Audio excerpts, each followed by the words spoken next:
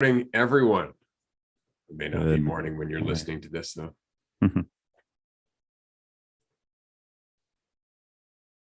All right, man. What do we got to talk about today? Do you have any questions on the queue? Has anybody been asking you weird shit? I actually do have some. Let me pull some of those up. Can find those. I had an interesting conversation on TikTok wherein somebody told me that because I said, you are the way, the truth, and the life, that I was being divisive because we would be much more in line with the concept of unity, which I thought was really funny because we is straight up divisive. There's more than one of us. To which I said that. They're both kind of divisive. And they got upset with me. I hate how you can never concede, how you never admit that you're wrong. I said, if I'm wrong, I admit it.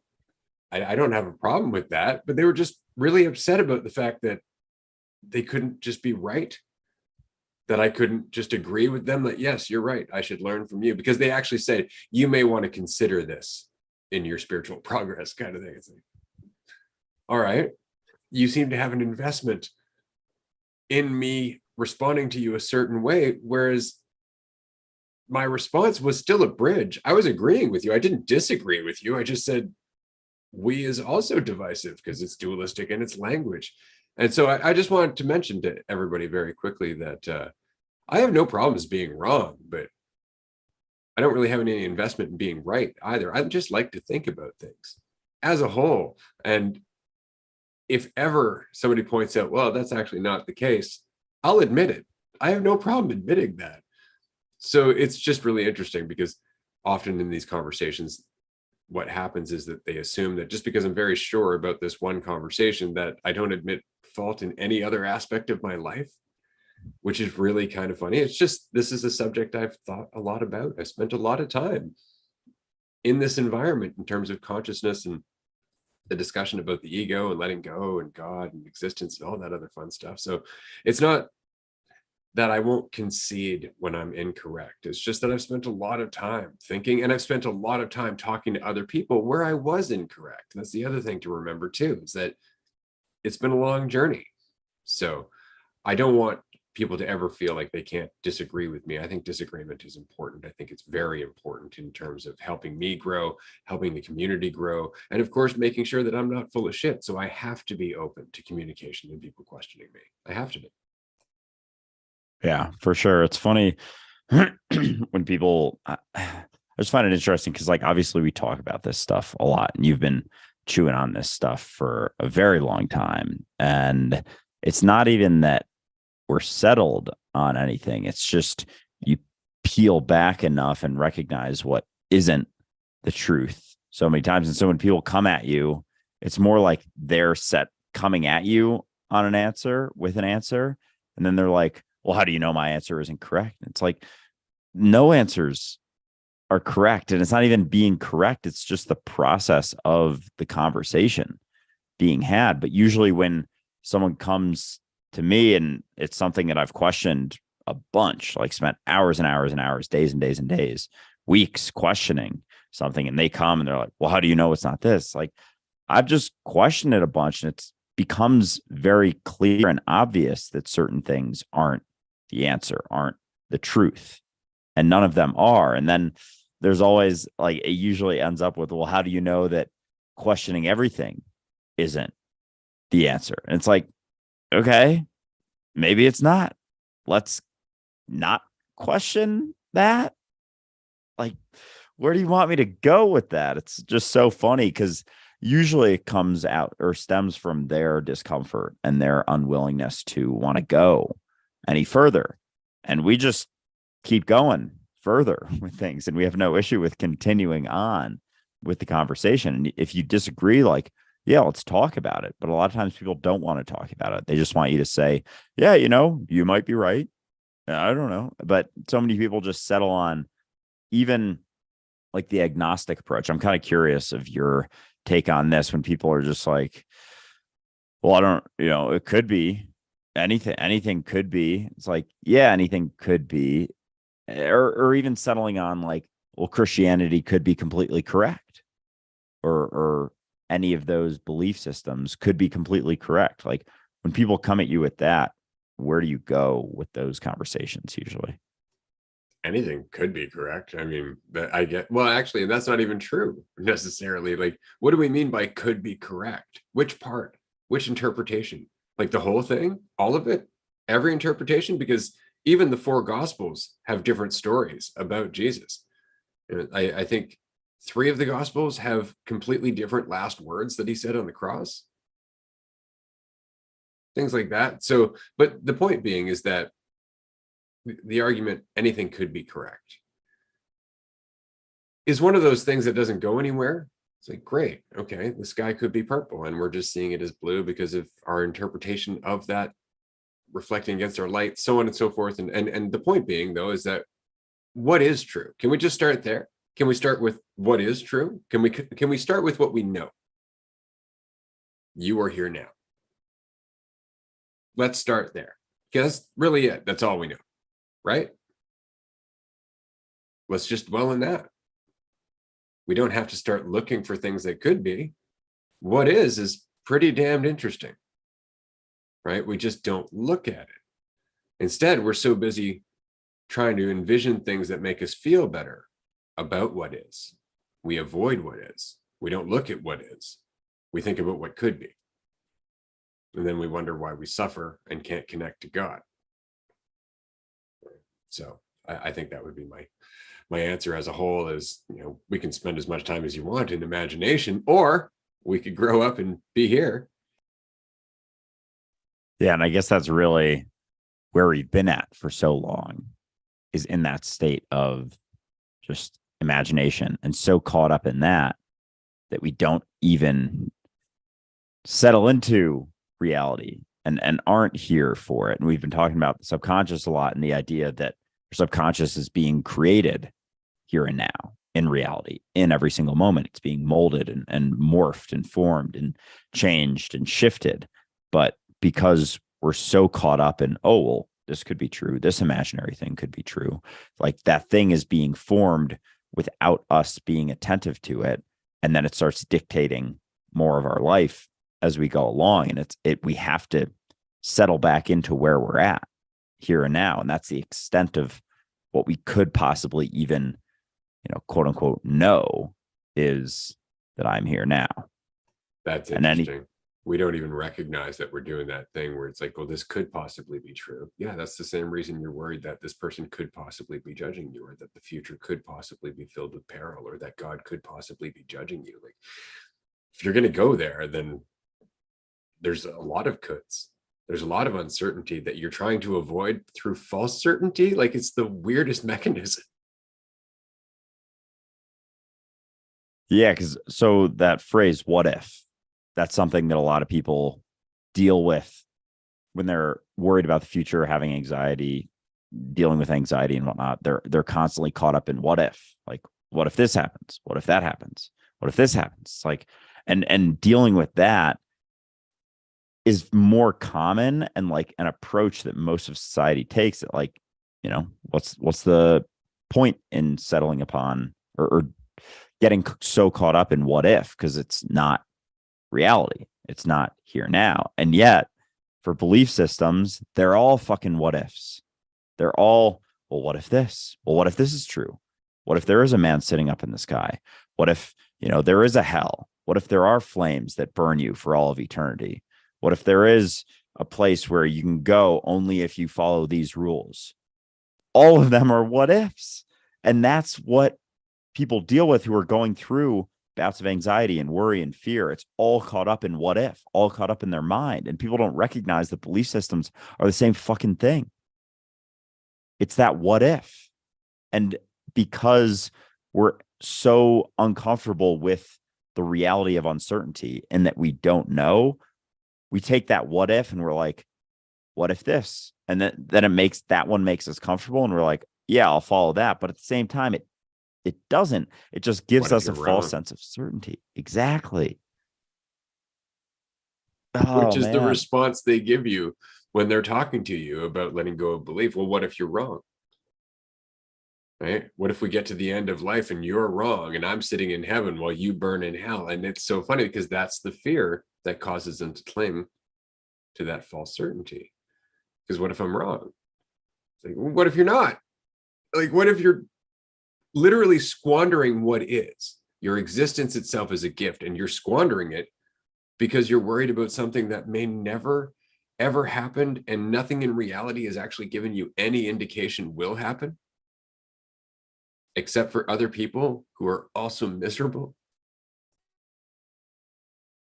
And they'll say that they're not squandering it because, you know, I still live my life. I still, you know, do all the things I would do if I didn't believe. And it's like, but it's the mentality that what if, and then settling upon that and having to use your mind to believe in that sort of belief system that carries over into so much more of your life. So you're holding on to that, saying you're not squandering your life, and yet you're suffering. You're worried about what everyone thinks about you. You're concerned so much about the future. You're afraid of everything. You're constantly in a state of fear. You're never relaxed. You're always uptight. You're always tense. And you're saying you're not squandering it. It's all so much more interconnected that people want to admit. Like all the belief systems are rooted in the same type of mentality, rooted in taking something in your mind and believing it to be the truth, which is the root of psychological suffering for the most part. Almost all, if not all, of our psychological suffering exists inside of our mind. And that's the same as any belief system. It's so much more tied together than people want to admit. And yet, you know, you question that and they go crazy because it's such a fragile fucking belief system.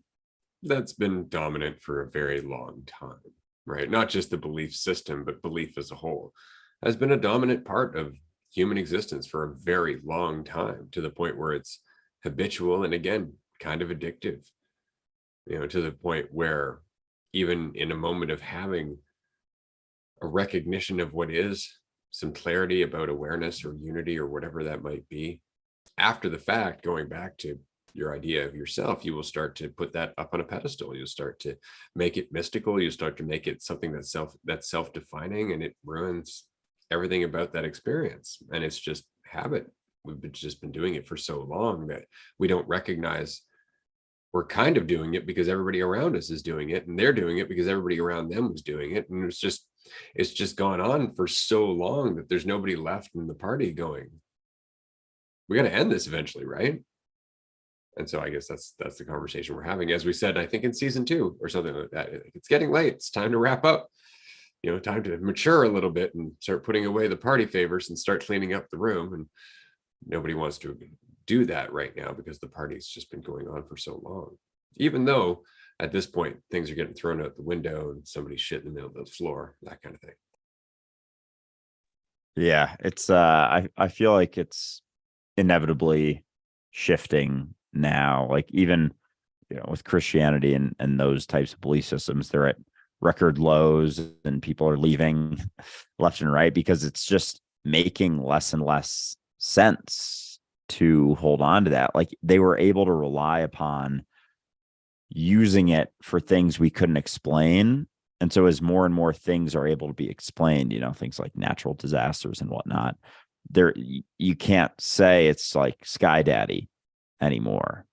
People still do. People still deny the reality of just, you know, the function of the universe and Earth's weather patterns and whatnot. But it's becoming more and more obvious. And eventually it's just, there's still going to be a lot of people just cling to it, no matter how much could possibly get proven because of fear.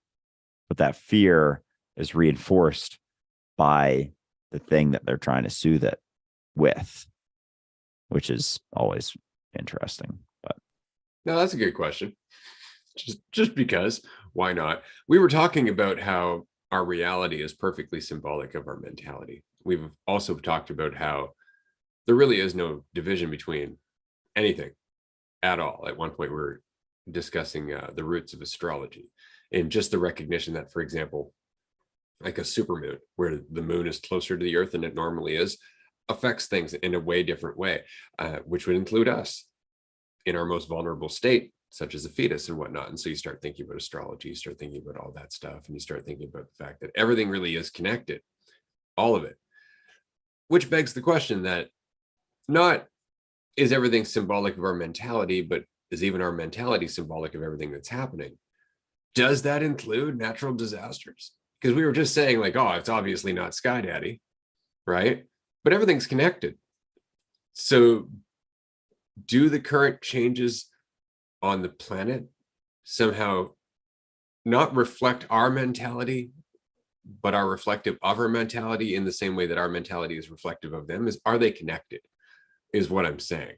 Is our current turmoil largely connected to our mentality? And on the surface, you could say, well, absolutely. I mean, look at the fact of climate change and pollution and all the shit that's doing in the world, or clear cutting, or any of that stuff. Like, that's all the product of our mentality, and it's destroying the environment. But I mean the other stuff, like volcanoes and storms and shit. Yeah, I mean, I feel like it's got to be inevitably, but it's not something that you're going to go out and prove necessarily. Although with quantum entanglement and all of that, it's like, who's to say that it couldn't at some point? Like, if we were able to almost like, I don't know, do you think we'll ever be able to quantify our mentality in any way? Like, is that so? I guess you can kind of do it just by looking around, but I don't know in terms of, like, a volcano or a hurricane, if it could be proven.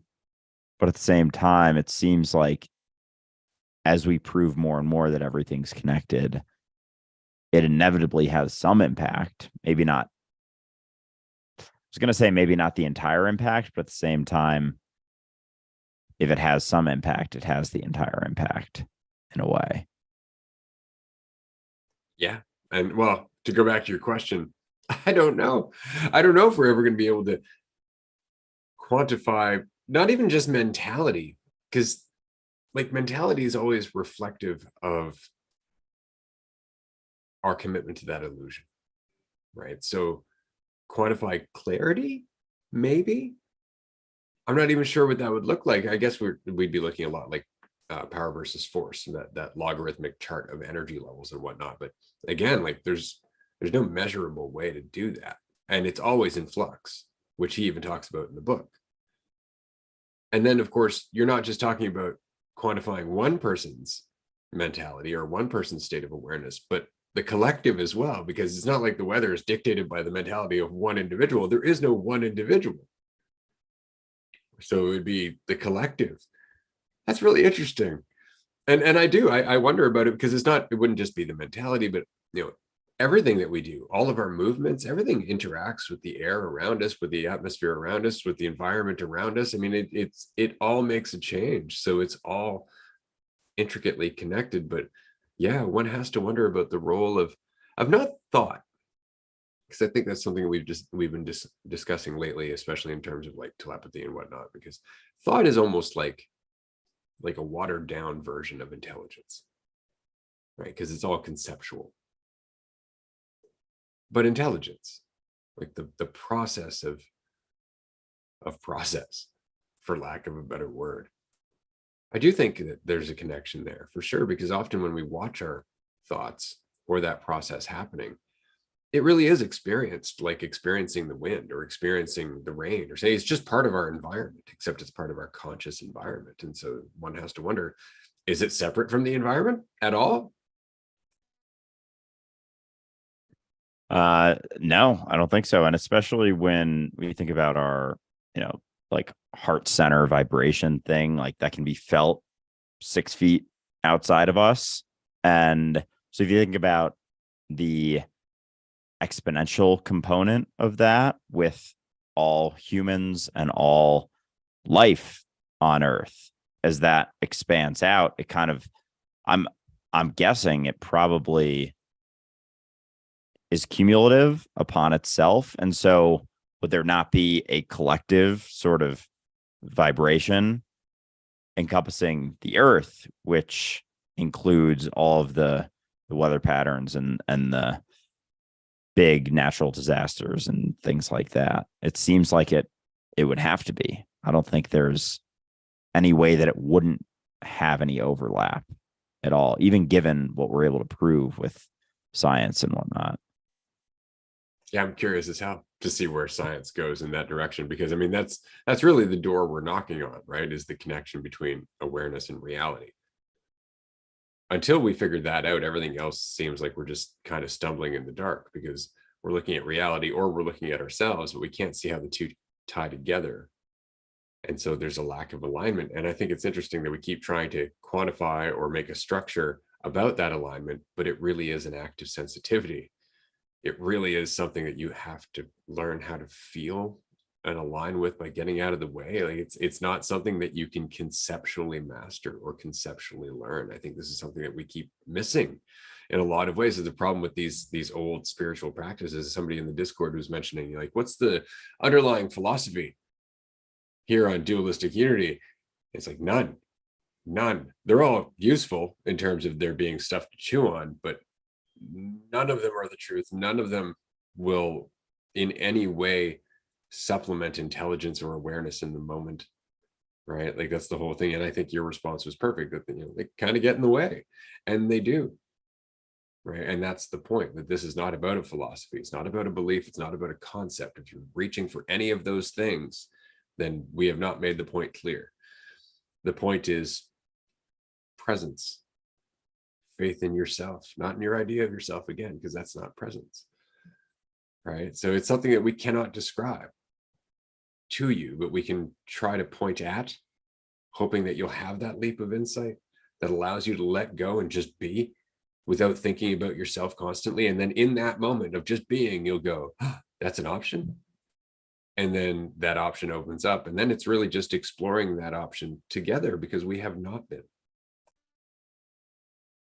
Yeah, absolutely. Someone responded to my response. So my response was, believing in, following, or identifying with any philosophy immediately creates inherent distortion.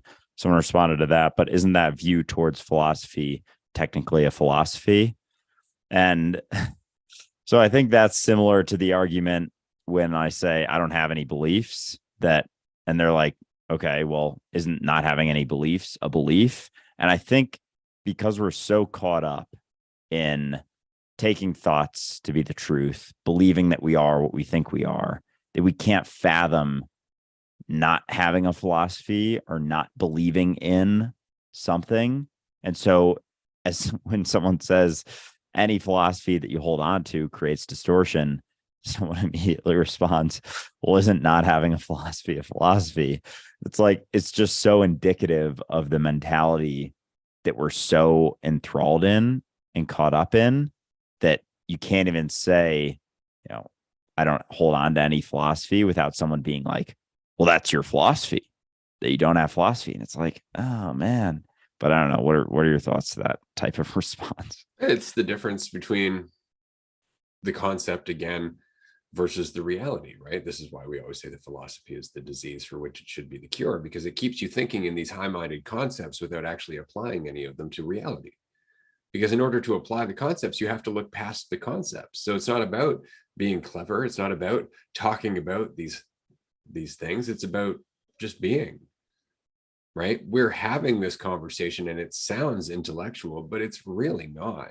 It really can be practiced by anyone. Children get this better than adults do, right? So it's not about a philosophy. It's about what we are when we're not philosophizing, what we are when we're not over conceptualizing, what we are when we're not analyzing what we are. It's just surrendering to that reality that's always been there under the surface, that we just kind of piled up stuff on top of and forgot about, right? And that's very much it. But yeah, it's really interesting. It's like, well, isn't the idea that there's no concepts a concept? It's like, well, in description, yeah, but we're trying to point towards an insight that isn't conceptual, right? And that's the thing, is that we get so lost in language, because language is conceptual and dualistic. And after long enough using it, we start to think that everything is conceptual and dualistic just by virtue of the soup that we swim in. Yeah, I like the comparison to children, who recognize that I'm just here, I'm just now doing things for the sake of doing them, as opposed to for the sake of getting somewhere, becoming something, or having their purpose in life, and they do everything based on that purpose. Like children don't hold on to purposes; they're always their purpose. They recognize that philosophy of being a child. Exactly. And so you look at a child and you don't say, oh, that child's following this philosophy. They're practicing Buddhism or Taoism or whatever. It's like, no, they're just being, and they're seeing it more clearly than anyone who's following any fucking belief system, any Taoist or Hindu or Christian or whatever. The child is following it significantly more closely without being philosophical. They're not following a philosophy. I think that's a really good comparison to recognize that children aren't philosophers, and yet they're being here now. They're not holding on to any practices. They're not reading something and saying like, oh, I'm a Buddhist, I'm following these principles, and yet they're following them so much more closely than anyone who practices Buddhism and tries to be something. Because they're not following, right? There's no structure that they're referring to. They're just being what they are: life, awareness, reality, doing its thing, right? And it's so interesting that an adult would take that and create, as I said in the chat here, the philosophy of being a child, right? And try to create like children do it this way. And when a child sees this, they react this way. It's like, when, which child, where, right?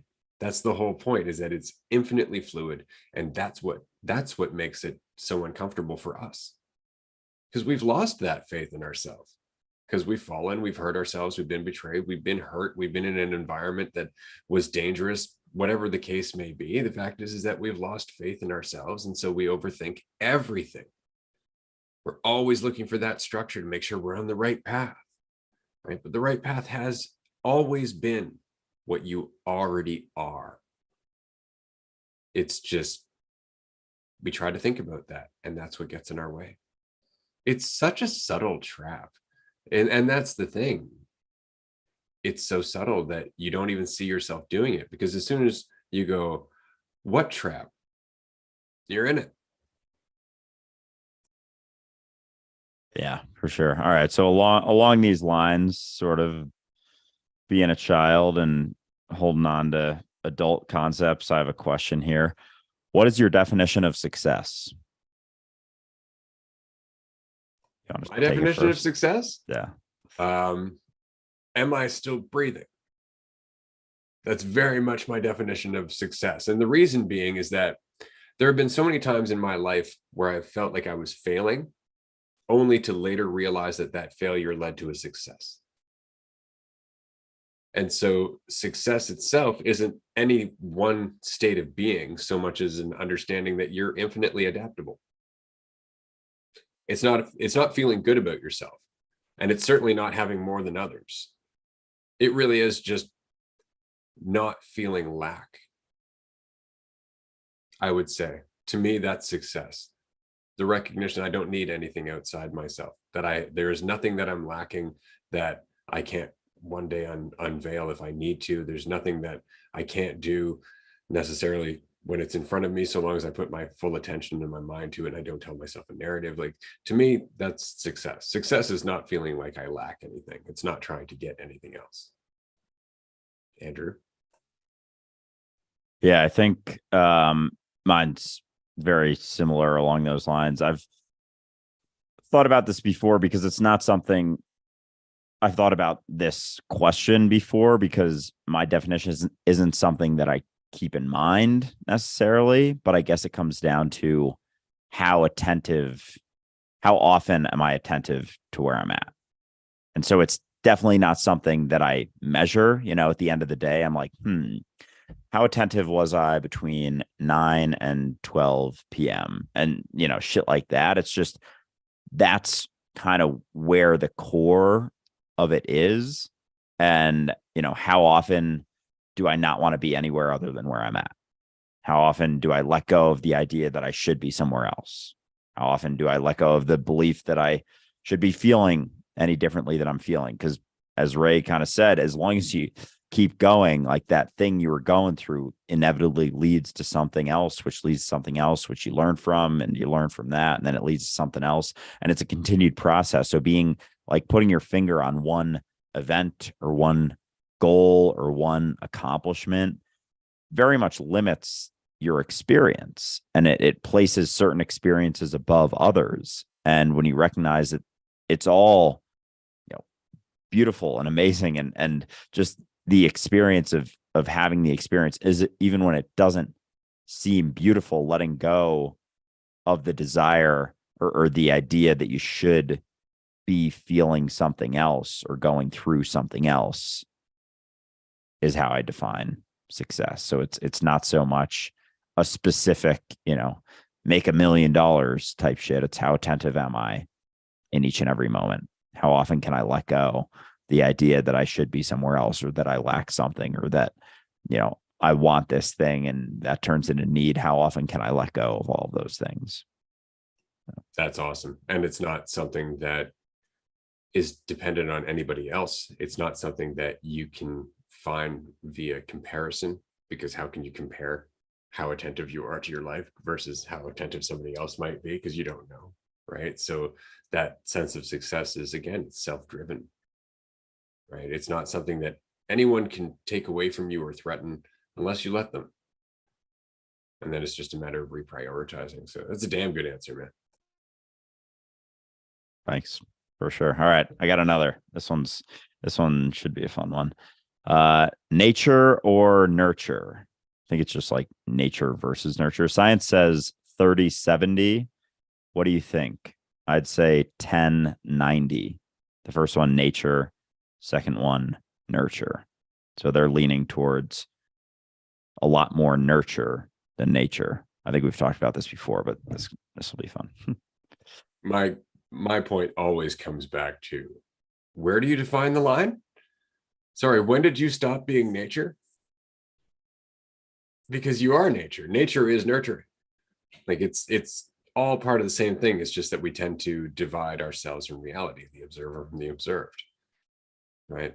So that said, that's my answer. Yeah, I think it's rooted in the idea that there is a line, is rooted in the limited idea of ourselves that we have, and this belief that we start when we're born and end when we die. And so therefore what we start with at birth is our nature, and then our upbringing is our nurture. But we discount the inherent connection we have to all of reality leading up to our birth, and all of reality after our birth, and all of reality before our parents' birth that impacts our upbringing, our nature or our nurture. But it's their nature that indicates how they nurture, which leads to our nurture, which is impacted by our nature. So there is no fine line, and it's not this simple, put a bow and ribbon on type answer that we could possibly give, because they're not disconnected. They're not separate. Nature informs the nurture, and then the nurture informs that nature. Like, with even just looking at something that's well proven, evolution. Like, evolution is impacted by the nature of people. How we 10,000 years ago, we started doing things, and things developed within us that we now define as our nature, fight or flight response. That was something that was developed throughout, that hundreds of thousands of years of experiences that now we define as our nature. But it was over the course of nurture, which impacted nature, which impacted nurture. So to say that it's one or the other, it's like, it's both, perfectly both, but not in the 50-50 sense. It's like 100% nature and nurture, because they're one and the same. So, yeah. Yeah. exactly. Like it's like God and the devil, right? They're both opposite ends of the same spectrum, right? So it's, I don't know, we think in dichotomies like that a lot. And again, it's because we feel isolated and alone, which kind of leads me to the next question that somebody had asked here on Twitch. And again, I want to encourage anybody who's joined us here for Dualistic Unity Raw to participate in the comment section. We love these questions. Okay, so almost 40 years old, a little foggy here, kind of nihilistic right now, lack of clarity, not motivated, might need a tool. I'm thinking of a mushroom trip or microdosing. Do you have any advice of where to start? Just need clarity to see where to go with my career, motivation to even want to grow and make more money and give kids a more fun life. Um, I think I think the biggest thing for to start would be not to worry so much about your career and your kids and everything else. You got to take some of the weight off. I think you're trying to be something, and that's largely causing the feeling that life kind of sucks. Like being nihilistic isn't necessarily a bad thing if it's accompanied with enthusiasm, right? Like understanding nothing means anything can either be freeing or it can be terrifying. I prefer freeing. And the reason I prefer freeing is because I like to get into stuff in general. I spent a long time not getting into stuff going, oh, life has no meaning. Why would I bother? Why wouldn't you bother? And that's the point. It's your life, it's your existence. And I think that's the only thing that you're failing to look at is that it's your existence and you're not going to get any of these seconds back. You're not going to get any of these minutes back. You're not going to get any of this time back. Why not do something with it? You know where this leads. It leads to where you are right now. That's the only reason. That's the only reason. It's not because you're going to be a better person. It's not because you're going to be a better dad. It's not because your career is suddenly going to make your life better. You're going to make your life better because it's a priority for you to milk each and every moment as it goes by for whatever you can get out of it. But a big part of that is letting go of what you think you are, who you think you are, who you think you should be, who everybody else thinks you should be, letting go of all that shit and actually being free, just feeling free. And so that will allow you to start slowly to develop enthusiasm, because freedom and enthusiasm, they go together, but not right away, especially when you have felt imprisoned or have felt oppressed or locked in a box for so long. It's kind of uncomfortable to be free. Right. So if this is your first time tuning in, I definitely encourage you to check out the podcast. Start at episode 1, Scratching the Surface, and it will talk very much about unraveling yourself so you can feel more of your life and you can see that priority genuinely. But it's not something that you're going to be able to just put on a shelf and say, that's my priority and shoot for it like it's a goal or anything else, especially if you're aware enough right now where you realize nothing has any actual meaning. Because that's a level of awareness where all of a sudden you're like, why should I do anything? And I've said this before, you shouldn't. You're out of the worlds of shoulds and shouldn'ts now. Now it's just, can you or not? Do you want to or not? Because you can. And it's a chance for you to reveal your potential. That's really all it is. We challenge ourselves because we want to see what we're capable of, not because it makes us more.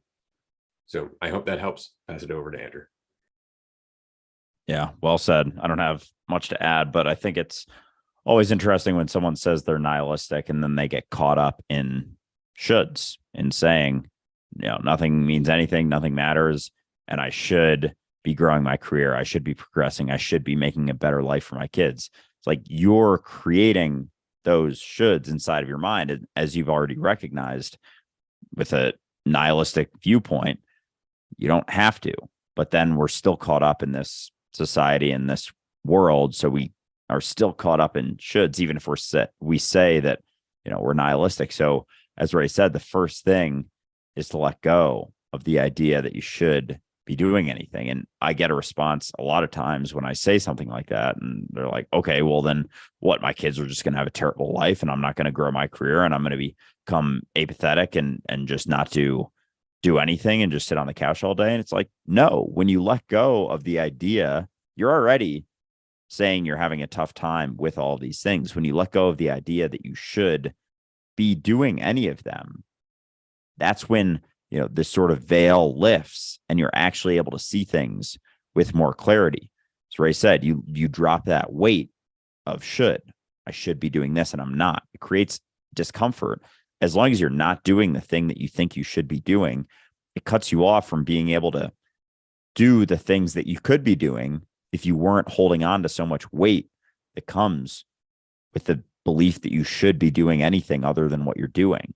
So initially, let go of the idea that you should be doing anything, and eventually you'll see things with a little more clarity, and that will allow you to move a little bit more freely and do things because you can, not because you have to, not because you should, but because it is an option.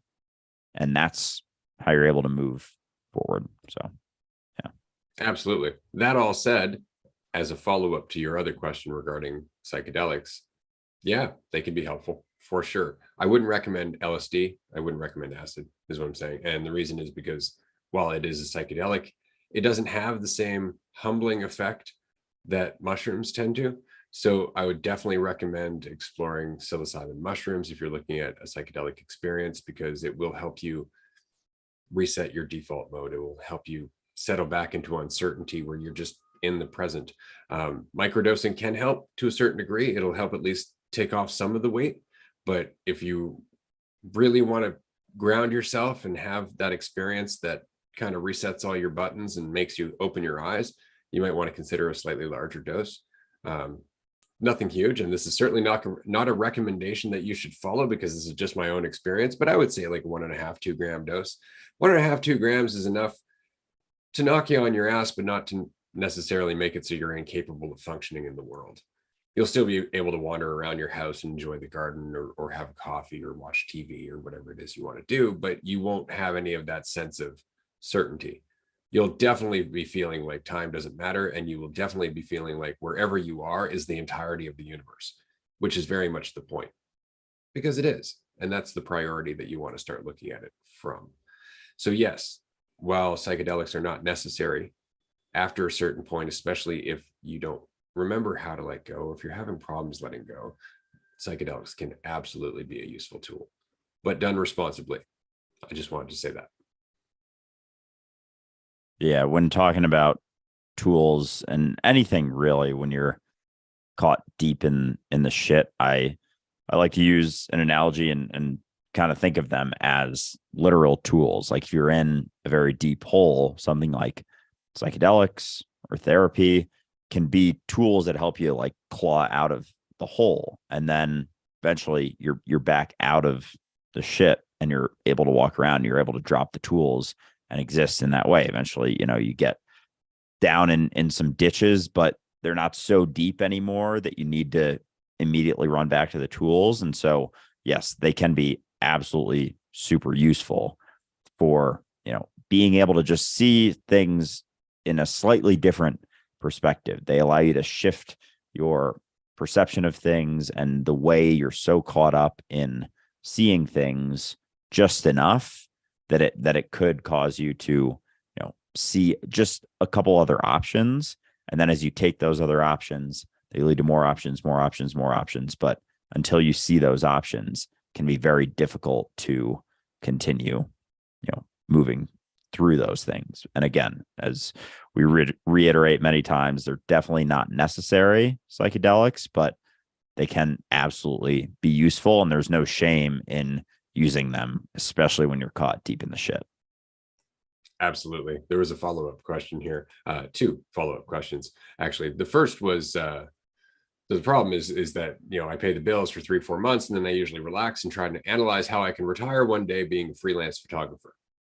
So that's a different thing. So I understand that being self-employed, those 3-4 months are killer. Those 3-4 months that you're just relaxing as the stress decreases because you have the money to pay your bills. Those are the months where you can actually make progress. And it's not progress on your career necessarily, as progress on you. Like relaxing is valuable, but so is participation, right? So instead of just relaxing for those 3 or 4 months, relax with a hobby, learn something else, like you did with photography. At one point, that was a passion for you and it brought you to where you are now. There are other things that you can do that may tie into photography. They may not tie into photography at all. It doesn't matter, but it may bring out your passion, which may get you moving. And that movement is all you really want. As for your second question regarding if I have a specific strain of psilocybin mushrooms that I would recommend, again, I can't recommend anything because, I'm not a professional by any means, but from my personal experience, golden teachers are definitely my favorite strain in that they have a nice balance between visuals and profound insights. For sure, they're a nice gentle strain. They're not too heavy by any means. I've had nothing but good experiences with them. Yeah, agreed. Love golden teachers. Um, yeah, I don't have anything else to add on top of that. I think covered that pretty well. We do have one more question in the chat I want to get to because it is on the same kind of topic, except that it has nothing to do with mushrooms. Do you smoke pot, and have you noticed any benefits? Yes, and yes. Also, yes. And yes. I don't smoke as much as Ray. And I actually haven't since the retreat. But because I haven't had I was thinking actually about driving over to Colorado here. It's a few hour drive just to get some because I haven't had any in a little while. And yeah, usually I've had a few times where like over the summer I have a PAX, like a weed vape, and I didn't have it for a few weeks. And then I only smoke it like once or twice a week usually. And the first time I smoked after that, I was getting whacked in the face with insights like left and right. And it was a lot of fun. But yeah, I think, I don't know, in my experience, talking about psychedelics, mushrooms versus weed, I've found that weed is almost more of a practice. Like it's getting your reps in for acceptance and letting go. Psychedelics, you can definitely have some very deep, profound insights, but it's not as much a practice unless you're really far from, being in a state of acceptance. But with psychedelics, usually it's like you accept, you're feeling a little uncomfortable and you're like, this is okay. And then you're good. With weed, it's like feeling uncomfortable. This is okay. Oh, feeling more uncomfortable. This is okay. And it's like a repetitive thing the whole entire time. Especially because you can kind of keep smoking. Usually with psychedelics, you're not like popping a gram every 30 minutes or so. unless you're right, like 15 years ago or 20 years ago or whatever. But that's what I found. And it's funny because they have such crazy stigmas against them, but they're both super, super useful for working through anxious thoughts, certain ways of being where you're in a state of resistance, because it kind of forces you.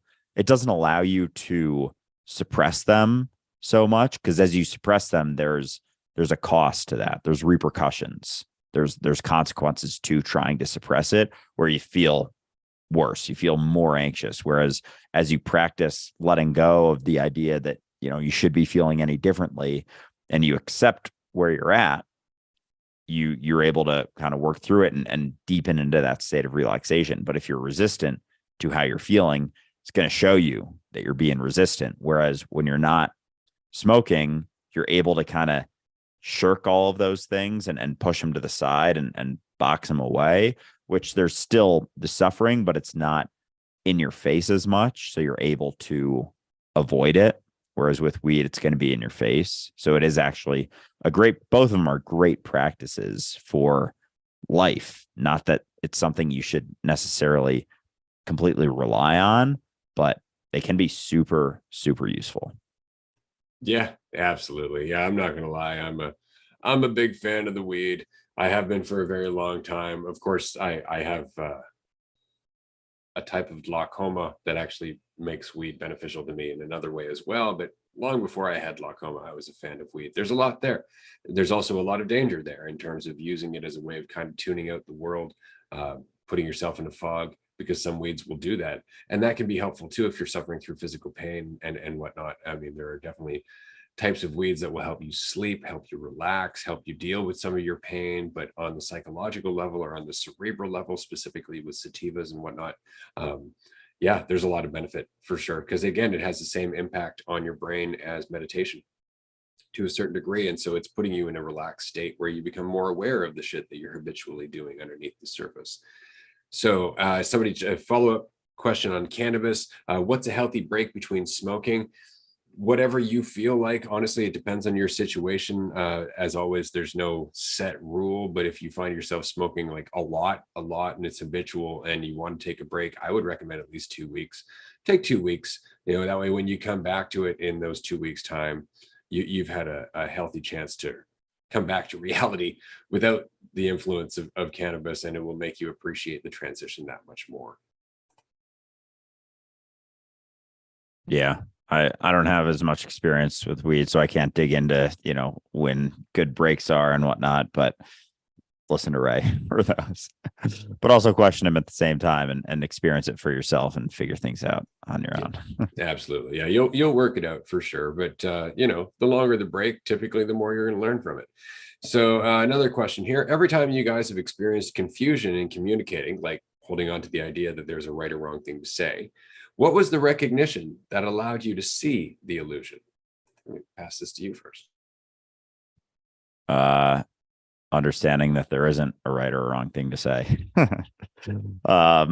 Yeah, I mean, sometimes it is that simple. I think a lot of times when you're still very caught up in the idea of yourself, it's a lot harder to see beyond the conceptual illusions, right or a wrong thing to say, concern about judgment, what people think of you, because you're very much caught up in the idea of yourself. And even overthinking, people struggle with a lot, or any type of anxiety or fear. It's because you're caught up in the idea of yourself. And so letting go, or recognizing that it isn't the truth of what you are, through a state of questioning, through recognizing that your thoughts about reality are never going to be the truth of what it is. Your thoughts about yourself aren't the truth of what you are. It's just about an idea of you that's rooted in the past. Through working through that and kind of keeping that in mind, and just being in that constant state of questioning, not settling upon answers because they temporarily allow you to feel more comfortable. It's a constant process, but all of those things are sort of the practice. But it's just letting go of the idea that anything you settle upon is the truth, because it never ever is. And as long as you keep that in mind, it's not that you won't get hung up on things or feel weight or feel heavy with things, but as long as that's there and you keep kind of working through that, it'll eventually pass. Yeah. And expectation. Watch out for expectation. Often you'll find yourself tripping up in sentences or in communication because you're trying to get somewhere. And because you're trying to get somewhere, there's a lot on the line, which creates a lot of stress and a need to analyze yourself. And immediately you've gotten in the middle of everything that would have been coming out of your mouth smoothly otherwise, until you started doubting yourself. And you're doubting yourself because your intentions aren't necessarily to be there with the person, which So that's something definitely recognizes that you're aware of your own intentions, and it will trip you up, especially if you're recognizing that it's based on something selfish or just based on fear, right? Like, understand that every conversation you have is a fluid thing. It's going to change, not just based on what you say, but based on the mood of the person you're talking to, the day they've had leading up to that conversation. Some of their triggers could be something about you don't even know. Could be the way you style your hair reminds them of somebody who abused them in the past, and that's going to change the conversation for you, right? So it helps to recognize that you don't know what's going to result from the conversation going in, and as long as you don't get too caught up in that trying to know, there's nothing really to worry about. You're just going to adapt as best you can. Yeah, for sure. I think just to reiterate the expectations part, like we oftentimes have this idea that we need to say everything perfectly and go into every situation and handle it, perfectly. And perfection doesn't exist. That ideal that you have of the way you want things to go, or how you should act, or how you should be able to respond, doesn't actually exist. So letting go and allowing yourself to make mistakes, not letting go of the expectation that you shouldn't make any mistakes, or that things should go absolutely perfectly and everyone should understand exactly what you're saying, and you should never make any mistakes in life. Like, letting go of that allows for that, weight of the expectation to drop, and then you're kind of free from it and able to move forward significantly more fluidly and actually be attentive to where you're at. Because as long as you're expecting or believing that a thing should turn out in a certain way, you're focused on how it's going to end and missing the entire thing while it's actually happening. So just being where you're at, being attentive to the situation that you're in, and letting go of the idea that it should turn out in any given way, because at the end of the day, you don't even know what that situation is going to lead to. That idea of it happening well or perfectly, or the right thing happening versus the wrong thing happening, those don't exist. And what happens after, whether it's the right or the wrong thing happening, you don't know where that's going to lead throughout your life. So the right thing happening could lead to a worse situation than the wrong thing happening. The wrong thing could lead to the best thing you ever experienced. You don't know. So kind of relaxing into that state of uncertainty allows you to just be attentive to where you're at and move fluidly through any given situation.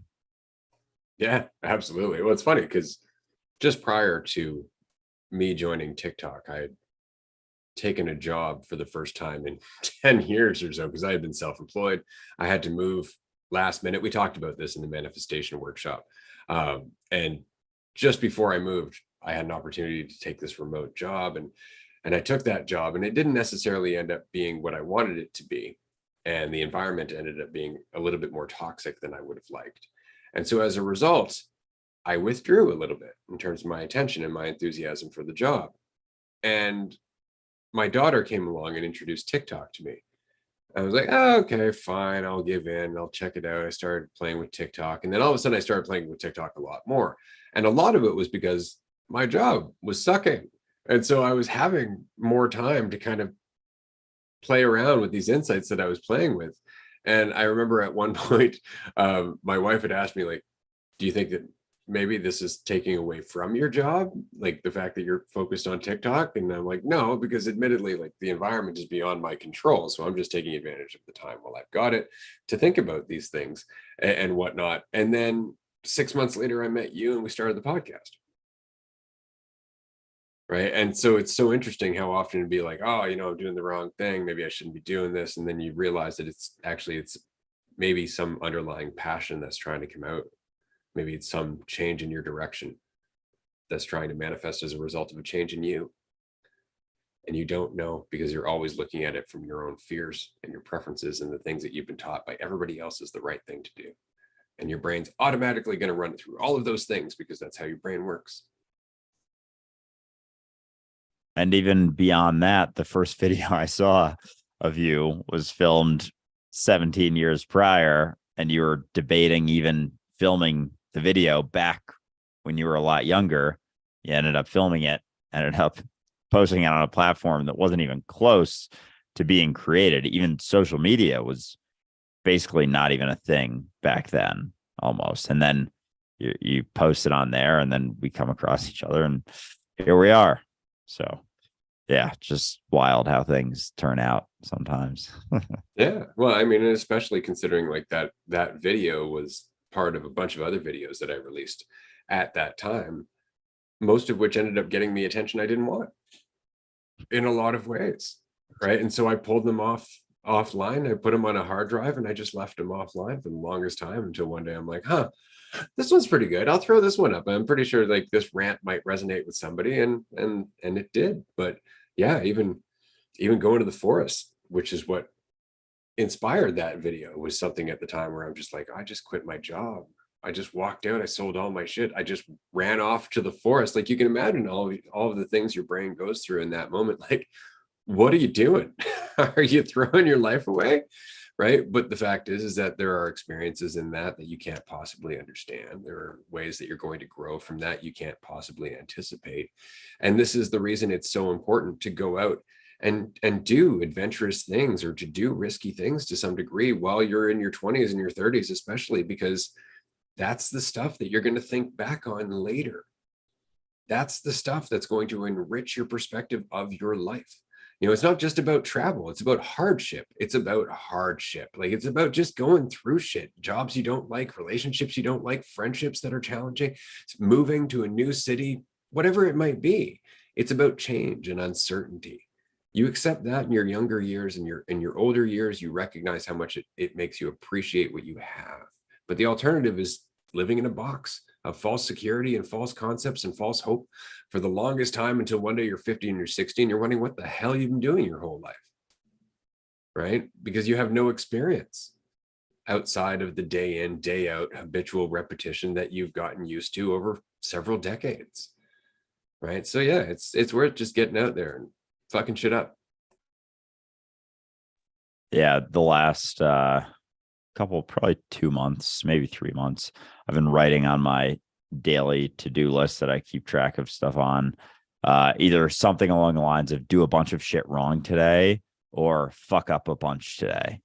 And so like that's been kind of my mentality. And it's not, people will hear that and be like, oh, you want to like mess up and like ruin things all day. And it's like, no, it's just I keep in mind, when I am editing a video or especially, situations like that or making a vlog or something, usually, you edit it to a degree and then you kind of let go and you're trying to get it right on. Then you're like, all right, I'm just gonna put this out there. And it's getting to that point and just allowing it to be, even when you don't feel like it's completely there, or, going into any type of situation and just being willing to do something wrong, which I don't even like saying the word wrong, but it's just the mentality of being able to go into situations without so much fear because you're trying to almost like being not trying to, but being willing to make a bunch of mistakes because that is what you learn from. Because if you're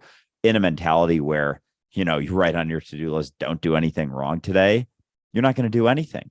You're going to sit in your bed all day. That's what you're going to do. So when you're in the mentality of do a bunch of shit wrong today, it's like, let's just do a bunch of shit and see how it turns out. And so keeping that mentality in mind allows you to just do more things, which inevitably leads to other things, which leads to lessons, which leads to, more clarity, which leads to more things you're able to pull from when you're talking to someone or interacting with someone or someone's, asking your advice. You're like, oh, I've actually been through a very similar situation. Here's what I did. Here's how it turned out, blah, blah, blah, blah, blah. If you're in the mentality of doing everything properly and correctly and perfectly all the time, how it's going to manifest is you're just not going to do anything. You're just not going to say anything. You're not going to put yourself out there. You're not going to, post any videos or do that extra thing at work that you think you want to do, but you're afraid of messing up or what someone's going to think of you for doing it. It's like, if you're in the mentality of fucking up a bunch of shit, it's like, you just keep doing stuff and learning from it. And if you're attentive to what you're doing while you're in the mindset of being able to allowing yourself to make mistakes and not be perfect and mess a bunch of stuff up, like you're inevitably going to learn a lot and have a lot of experiences to pull from. Yeah, absolutely. Enthusiastically get in there, but you have to be willing to understand that nothing changes your value. Like doing a good job doesn't make you more valuable. Doing a shitty job doesn't make you less valuable. Right? It's all just part of the process. If you can recognize that and just continue on, just keep swimming, as Dory said in Finding Nemo, right? Like that's the best part about that movie. Just keep swimming. And it's true. That's life in a nutshell. Just keep moving forward because that is living. Right. But recognize what you mean by moving forward and why. Are you making it about you? Are you making it about a need? Are you making it about a fear? Or is it just, this is you, existence, continuing on as existence, seeing what you can do as existence? Because that's really it. If you can just let go and be existence itself, there's nothing you need to prove to anyone. And everything is an opportunity for you to surprise yourself with how much you're capable of. And that's really it. But you have to let go of this idea that it means anything about you. It doesn't mean anything about you at all. But it's a fun experience, or at least it's an experience. Yeah, absolutely. All right, I got another question, kind of shifting directions here slightly. The rise of non-duality. What's your reaction? So I think this is in terms of the non-dual belief type systems. I think, as with every belief system, there are dangers. I think that the non-duality conversation is great until it becomes a philosophy, and then it becomes something that detaches us from reality, as with all philosophies, right? It becomes something that we have to try and live up to, or speak about in a certain way. There's a certain syntax, there's a certain language. We've often been told that this is a non-dualistic conversation, despite the fact that we've often said there's nothing but duality in our experience, which is kind of funny, because there is no such thing as non-duality or duality, right? You're talking about the same thing from slightly different perceptions. And I think that we forget that. We had somebody on the show, I believe it was in season 2, who talks about non-duality on her own YouTube channel. And there was a sizable gap between the recognition that there really is no individual, that none of us are separate, versus the denial and the denial that there is still the awareness of you. Like, the philosophy was so dominant of none of us are ourselves, that there was no acceptance that you are still responsible. You are still accountable. Like, I find the non-dual argument to really take away responsibility. Like, everything just is what it is. And that's very true, but that doesn't take away your participation in this, or your capacity for enthusiasm or empathy. And so I find those non-dual arguments and the non-dual philosophers tend to be, well, like most philosophers, dry. I find them to be largely lifeless. It's very much about the philosophy and how clever it is, rather than the application in terms of relationships and actually doing anything about the world that we're a part of. I find it another intellectual exercise in masturbation, essentially. It might feel really good intellectually, but it doesn't do anything. So I think that, as with all philosophies, they should be looked at, taken for the ounce of truth that's there, and then let go for the toxic structure that it will become. Yeah, I think in the conversations that I've had with people who are very hung up on the non-duality belief system, there's this idea that because they're identified as a non-dual, teacher or expert or guru or whatever, that they are, nothing everythinging, but they discount the fact that that would mean that everyone else is nothing everythinging, and therefore it's all the same, nothing everythinging. And beyond that, there's also a denial. And even using the phrase like nothing everything, they're trying to use language to get to you, like, express unity better than anyone else is. And so it's clear that duality and unity are seen as inherently separate things, that, like, right now this is all unity, and therefore there is no perception of duality, and there's very much a denial of the perception of duality and the perception of division. Doesn't mean that there is, but there is an active denial, and almost it basically becomes a belief in non-duality, a belief in unity. And so everything they do, they have to be super careful about what they say, because God forbid they say something dualistic, and then they're no longer a non-dual expert or guru. And so they almost discount the reality of this experience and the ability to recognize the non-dual nature or unified nature of this reality, without seeing that, I forget what I said, where I was going with that, but they discount or try and believe in the non-dual nature of this and discount the perception of duality again. And so it just becomes another belief system, and very difficult to interact with the rest of themselves. Like, they very much, they deny their meanness or experience, and yet they don't deny anyone else's, sort of like they see everyone very much as other. And so they're perceiving division between themselves and the rest of reality, but then not recognizing the perception of it doesn't mean that it's the reality of it. So That was well said, but that's it, right? It becomes another belief in unity, or a belief in this radical non-dual message. And it's nothing that's really that radical, except that, again, it denies the other side, right? Like, there is no me-ness. There obviously is, because you're speaking, right? You have the experience of speaking. Whether that experience is based on an illusion is irrelevant. The fact is that there very much is a me-ness that is your experience, right? To deny that for the sake of abiding by a philosophy that there is no duality is a denial of what is. And this is why our podcast is called Dualistic Unity, is because they're both true simultaneously, both and neither, right? And so we don't want you to identify with a certain philosophy. We don't want you to grab onto one side versus the other. We want you to be yourself. And that's it. And being yourself, you're both. You are both one and dualistic. We all are, but it's in the acceptance of what is. It's not in the denial of what is, and it's certainly not in the intellectual processing of what is all the time. This is the thing about philosophy. And again, I say this not just about non-dual teachers, but it's certainly often the case in that group. They're so lifeless. Like, there's no emotion there. Very, very little. It's very, what's the word I'm looking for?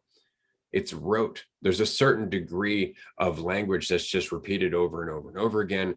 And there's no enthusiasm in it, because it's not based on really empathy. It's not based on really connection. It's based on this intellectual processing of what duality might be.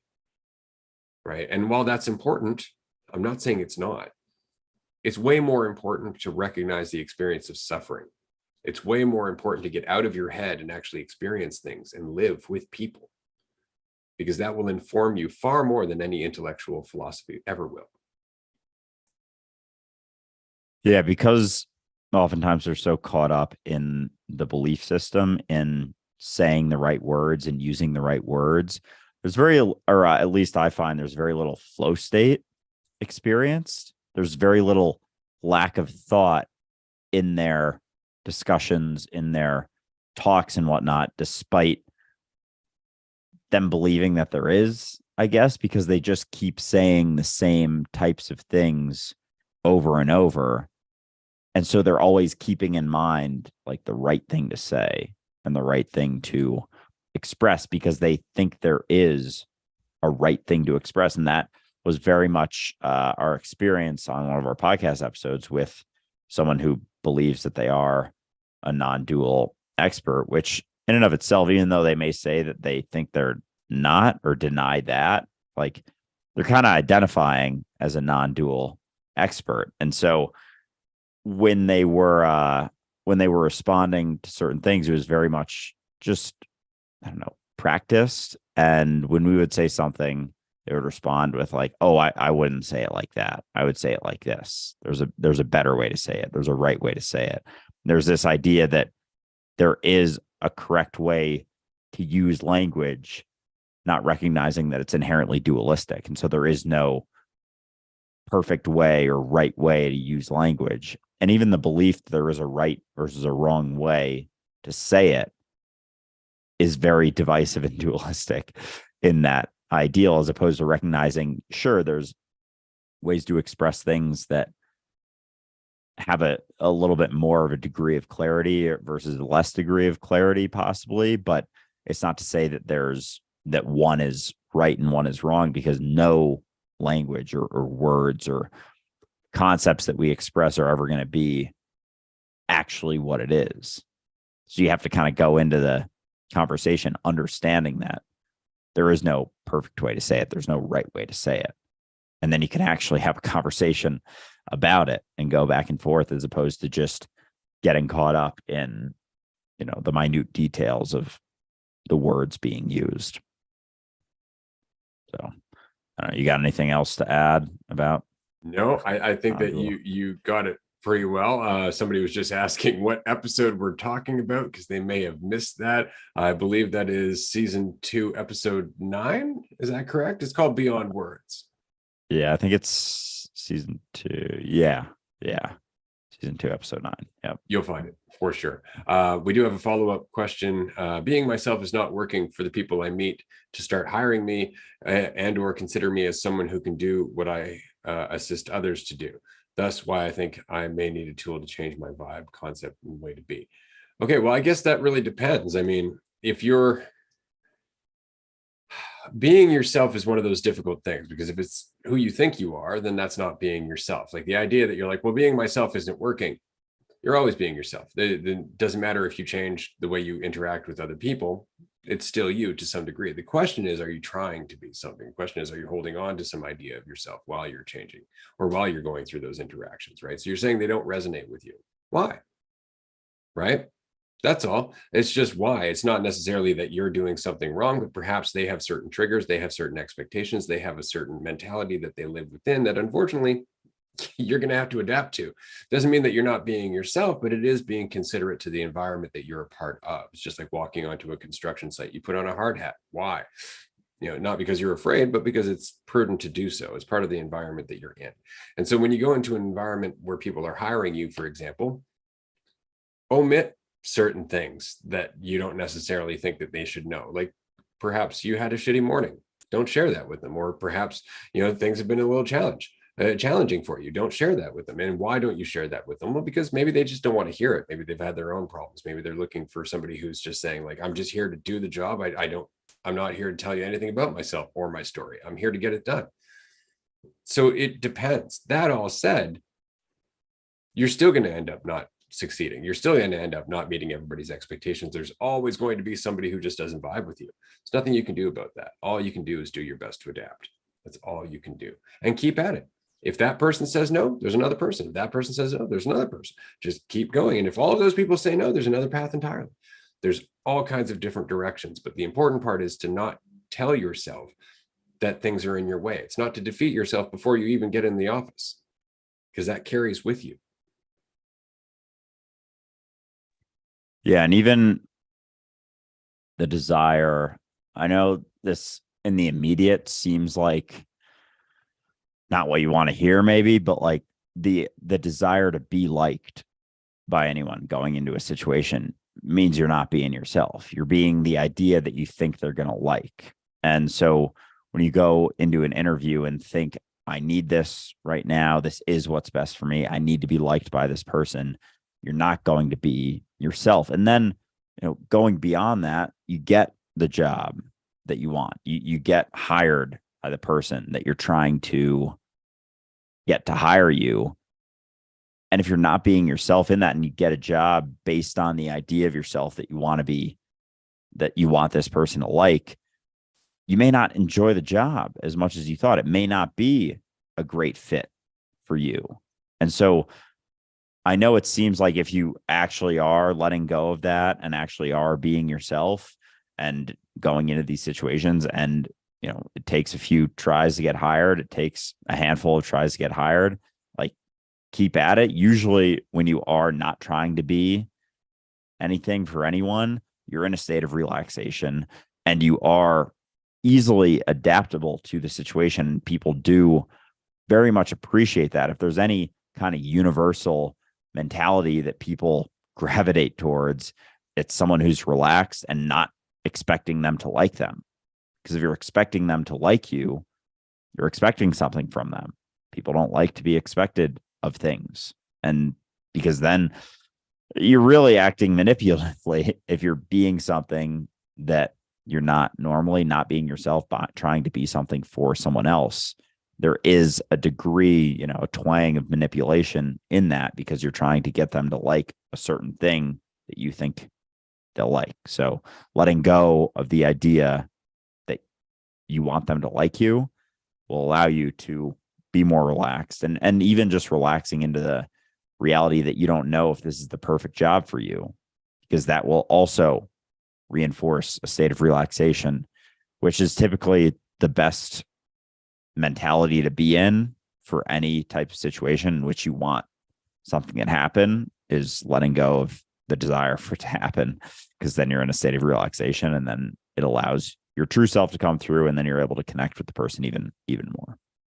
Yeah. It's also very difficult to connect to people when you're thinking about yourself, when you're thinking about your preferences in terms of small talk, for example, or you're thinking about the fact that you're introverted, or you're worried about how they're perceiving you. One thing that helps, and I know because I used to be an introvert, is honestly being enthusiastic about other people. So it's not just focusing on yourself, being curious about them, honestly curious, not just, trying to get through the interview and leave a good impression. But since you're there anyway, and this person just expressed, I don't know, something exciting is happening in their life, or something exciting about their day, or they expressed anything at all that is reflective of who they are, show interest in it. Just show interest in it. It's not hard. It's like, oh, I was out in the weekend with the family. Oh, what'd you do?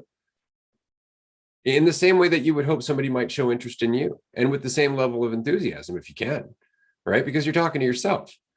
So often the big thing about being introverted is the fact that you're being self-involved. You're thinking about yourself, which is making it difficult to connect with others who are also self-involved. So you actually have to show interest in them in order for them to show interest in you. So it's kind of a reciprocity thing. And again, it has to be genuine. It has to be because you're there anyway. You're there anyway. Why not make it a pleasant experience for both of you rather than just make it about getting the job? Yeah, absolutely. The last follow-up was asking if there is a certain substance that helps with relaxing around clients and or people your income depends upon. I mean, No. I think, yeah, no, it comes down to the repetitions and doing it a lot. Like that's the pill that people don't want to swallow, is that it's not going to happen overnight. There is no magic pill. It's about putting yourself in situations that you are uncomfortable in, despite being uncomfortable, like doing the thing despite how you feel, doing the thing despite how afraid you are, doing the thing despite how worried you are, or feeling like, it's going to be the end of the world if it doesn't go well. It's doing it all despite that. And eventually, you have so many experiences doing it that there isn't so much concern for, going into the situation. But at first, that concern is very much going to be there. It's going to be loud and in your face as you're going into it. And it's just about doing it despite how you feel, recognizing that how the situation goes doesn't actually mean anything about your value. If it goes super well and you get the job, doesn't mean that you're any more valuable. That's awesome. But if you go into it and don't get the job, the person, for whatever reason, doesn't resonate with you, doesn't diminish your value in any way, shape, or form. But it really comes down to the action, taking the reps, getting in those situations that you're afraid of, going through it, as opposed to avoiding it or trying to circumvent it or navigate around it or taking some magic pill. It's got to come down to just doing the thing despite how you feel. That should be like a bumper sticker. Do the thing despite how you feel, because it's true. That's often the case, right? It's just, you may not enjoy this, but that doesn't mean you can't. That doesn't mean there's something you can't get out of it. Talking to people really is, it's a skill. Like if you want to be able to practice talking to people, talk to more people, right? Go and spend time at a coffee shop. Just jump into conversations wherever you can. If you're on the bus with somebody standing beside them, hey, how's it going? Because it's in that you'll learn how to dance with people, because it's a dance. Conversation is very much a dance. You go back and forth. It's your turn. It's my turn. Sometimes it's both of our turns. And that's the thing, is that if the other person doesn't feel like you're in the dance with them, they're not going to show much interest in you. And it's because they're also trying to learn the dance. They're also trying to be a part of it as much as they can be. This is a big thing about relationships, is that when both people are enthusiastically just in the conversation, it's a different conversation. But when you're both in it kind of reluctantly for your own reasons, then that conversation is one way on both sides, and it never works out. Give you an example. The One of the last jobs I ever took, I walked in, I just asked to come in to do a consultation on their campaign. I wasn't looking for a job. I didn't have a resume in. I didn't even know they were hiring. They just asked me to come in for a conversation. I went in, half hour later, I walked out with a yearly salary, a remote job. I didn't even give them my resume. They never checked my references. And it was just because of the conversation. It was because of how at ease they felt with me, because I wasn't trying to get anywhere. I was just building a relationship with them for the amount of time that I had them in front of me. It wasn't for any other purpose other than I'm here. Might as well get the most out of this. Might as well have as much fun with this conversation as I can. Right. And so the tone changes instead of it just being about that end result, instead of them just being a means to an end, because we feel all that. Right. So just like finding, again, your own enthusiasm, your own freedom, your own zest for life, your own priority for recognizing this is your existence, that comes across in your relationships as well. Because if you can enjoy your life for the moment that you're in, then you'll enjoy your conversations for the moment that you're in. Yeah, I that was well said. I have nothing more to add to that. You want to go to another question here? Indubitably. All right. Awesome. How do you continue to grow / learn if you simply just accept yourself as you are? So I can start with this one. So I think there's this idea that you have to resist the way that you are. You have to feel like you're not enough in order to learn and grow. But the reality is that learning and growing happens here and now. It's not something that happens in the future after you beat yourself up and tell yourself you're not enough and you're lacking all of these things. And then, you learn and you grow. Growth is just a constant, and learning happens as you're attentive to the moment. You can't learn something in 5 minutes. When it happens, you're learning it now. When you're attentive to the experience, when you're actually enthusiastic and engulfed in what you're doing, that's when you actually learn things. Anytime you're doing it, and even doing it for the sake of bettering yourself or improving, it's going to cut that attention that you could have for learning for the sake of learning in half. And so letting go of the idea that you need to get anywhere, that you have to get anywhere because you lack right now, will allow you to actually learn things here and now. And then when it comes to growth, that's always happening. You're always making progress. It's kind of a constant. And so, yeah, accepting yourself as where you are and where you're at actually allows for learning and growth to happen. Because if you're not accepting yourself where you're at, you're reinforcing lack here and now. You're learning for the sake of becoming something more than you are. You're cutting your attention in half as soon as you do that. And so accepting yourself, I would argue, is actually a requirement to learning and growing to the best of your ability, as opposed to not accepting yourself. Yeah. And I would go back to our earlier conversation about children, right? Children up to a certain point are learning faster than we do for the rest of our lives. The first 5 years of a child's life, they are learning at a pace that we do not learn at for the rest of our lives. And it's because they're just in the moment. They're not thinking about themselves because the concept of themselves is still forming. So the reason that they're taking in so much information, frankly, is because they're not in the way.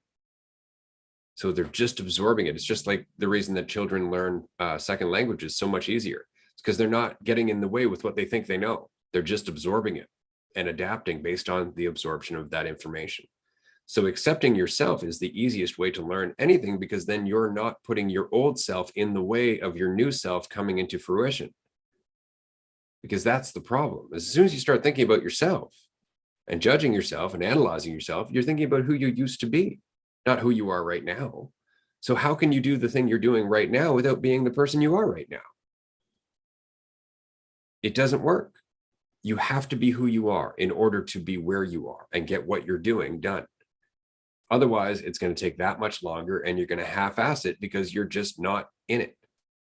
You're just not fully present in what you're doing. So either the job is going to suffer or you are going to suffer through doing the job poorly.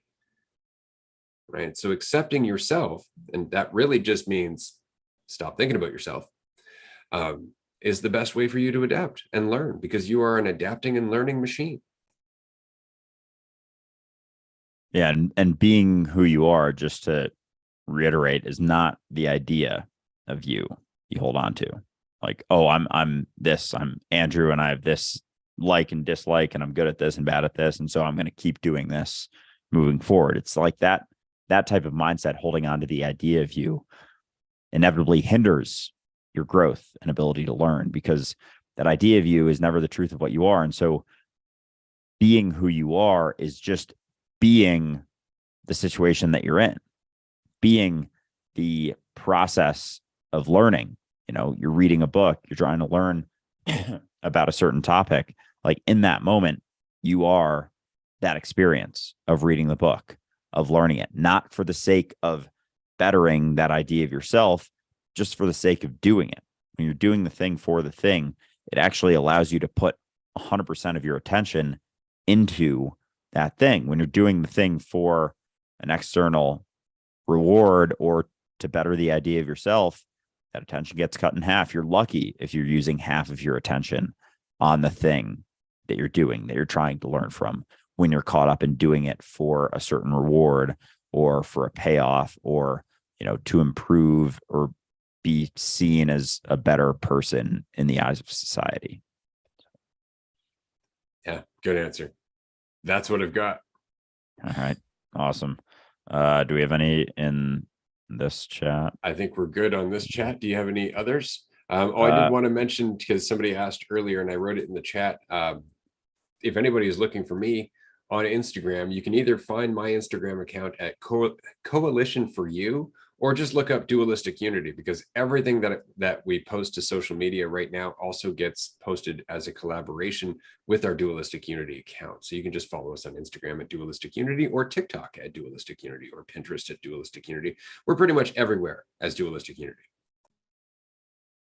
Hell yeah. All right. I'm pretty curious about this too, from your side. What do you believe is your most controversial opinion?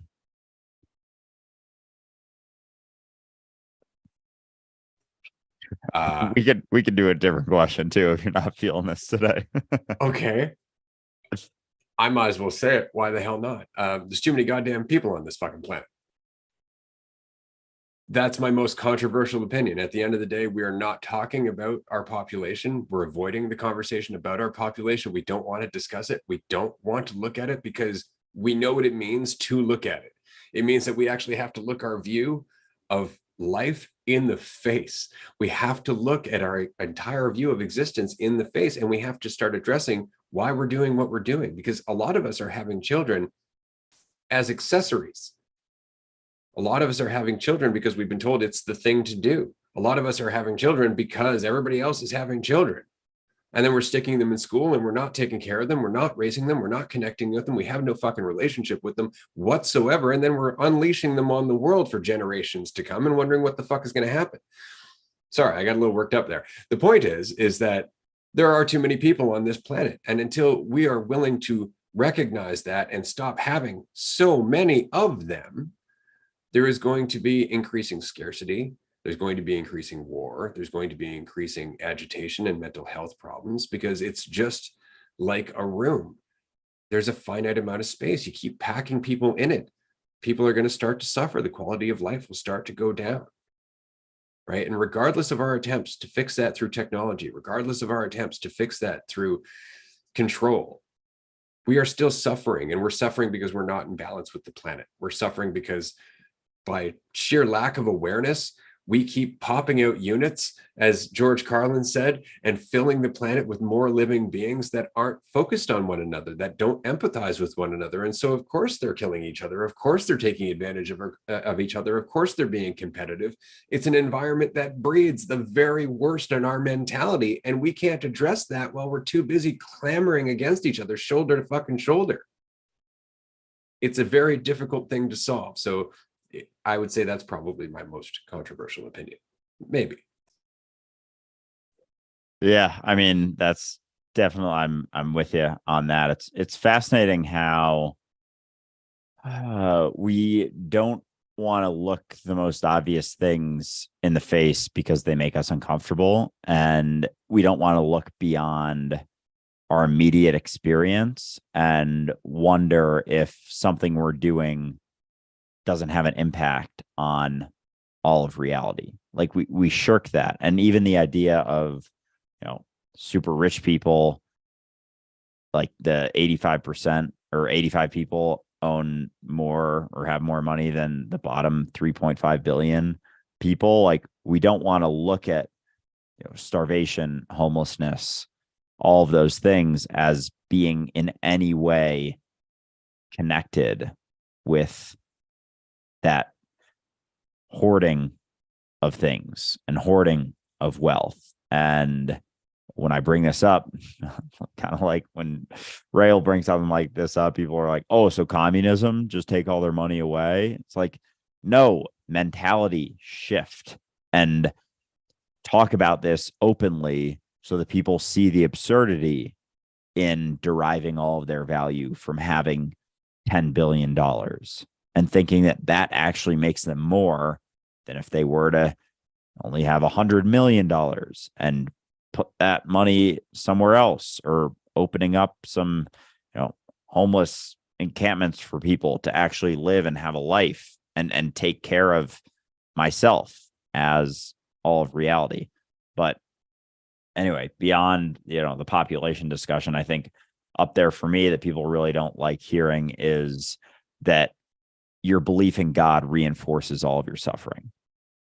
That idea, and it's because pretty much all of our psychological suffering exists inside of our mind. And so as we take our thoughts and beliefs and ideas about reality, or, you know, the what ifs to be the truth, it's going to be a lot more difficult to take all of those limiting beliefs about ourselves, all of those concerns, all of those insecurities, all of those anxious thoughts, worried thoughts, all of those fears to be the truth. It's going to make it more difficult to not take them to be the truth as we take our belief in any other what if. What if there is a sky daddy? What if there is all of the, you know, all of Christianity is true? What if all of this? And it's like, it's all inside of your mind. If you couldn't think, if you couldn't use your mind, there would be no God, conceptual idea of God to believe in. You couldn't use your mind if you couldn't think, like, all right, where's God? Well, I don't know, right here, right now, because that would be the extent of your reality.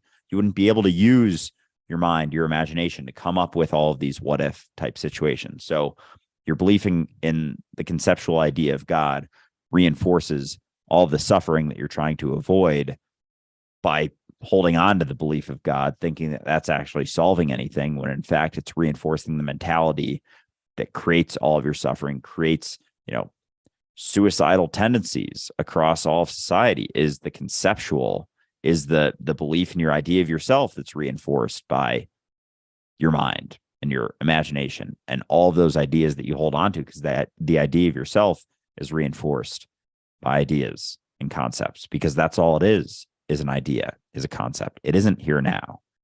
Your idea of it, sure, it exists sort of here now in your mind, but it's not the reality of what is here and now, which is the extent of you, which is the extent of God.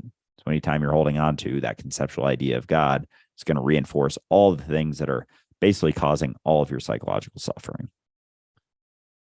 Nice. Absolutely. I have a bunch of other controversial takes, but we'll leave them out for now. I did want to bring one up, actually, because we were talking to our guest yesterday on episode 5 of season 4, which will be released later on today. And we were talking about gender roles and you know, breaking out of them, very much like just saying, fuck out other people's expectations. If you have to, use them to some degree when you have to, but adapt to them. Don't make them your own. You know, push past all that.